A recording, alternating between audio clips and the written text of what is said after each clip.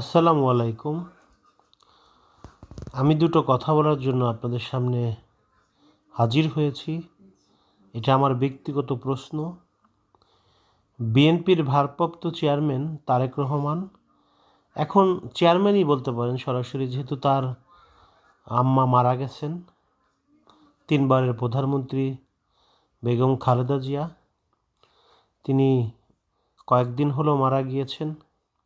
তো প্রশ্ন হচ্ছে, ওনার জানাজায় বিভিন্ন এলাকা থেকে বিভিন্ন শ্রেণীর মানুষ জানাজায় অংশগ্রহণ করার জন্য এসছে। তো এর ভিতরে অনেকেরই দায়িত্ব নিয়েছেন উনি। তার সংসার, ভরণ পোষণ সব কিছুই উনি বহন করবেন। আবার আজকে এক ক্রিকেটারের দায়িত্ব নিলেন। এরকম দেখতেছি অনেক মানুষের দায়িত্ব উনি নিচ্ছেন।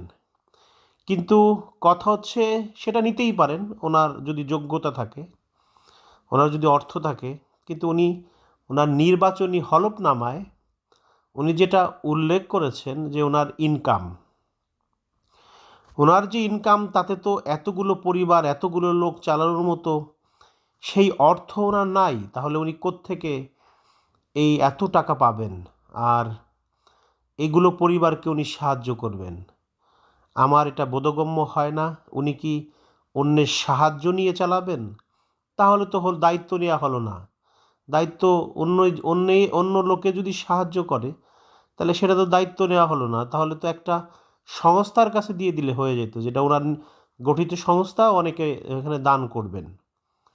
তো আমার বোধগম্য হয় না যে উনি কিভাবে এদেরকে চালাবেন। কারণ এদেরকে চালানোর জন্য যে অর্থ দরকার, সে অর্থ তো তারেক রহমানের কাছে নেই। কোত্থেকে আসবে টাকা? প্রশ্নটা আপনাদের কাছে ছেড়ে দিলাম, আপনারা উত্তর দেবেন ইনশাআল্লাহ, আশা রাখি। তো সবাই ভালো থাকবেন। আল্লাহ হাফেজ।